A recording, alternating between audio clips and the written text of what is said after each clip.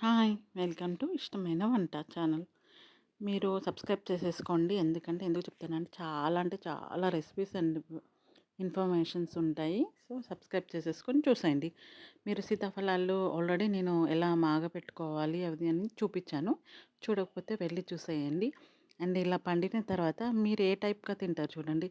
ఇలా మొత్తం ఒక్కొక్కటి ఒలుచుకొని తింటారా? లేకపోతే హాఫ్ చేసేసుకొని తింటారా? అనేది నాకు మాత్రం ఎక్స్‌ప్లెయిన్ చేయండి. చూసారా ఇట్లా ఒక ఐస్ క్రీమ్ బౌల్‌లాగా అయితుంది. సో, అలా డైరెక్ట్ మనం పెట్టేసుకొని తినేసేయొచ్చు. లేదు అంటే ఇట్లా హాఫ్ కట్ చేసేసి పిల్లలకి ఇలా ఇస్తే మాత్రం అలా తీసిస్తే ఈజీగా తినేస్తారు. ఒకవేళ ఎవరికీ రాని వాళ్ళు ఉంటే మాత్రం అండ్ లేకపోతే ఇలా కట్ చేసేసి స్పూన్‌తోని ఇస్తే కూడా ఈజీగా తినేస్తారు. సో, మీరెలా తింటారో నాకు కామెంట్ సెక్షన్‌లో కామెంట్ చేసేయండి. అండ్ సీతాఫలం ఎంతమందికి ఇష్టము? అసలు ఈ పండు మాత్రం వదలనే వదలం. Please subscribe my channel. Thank you.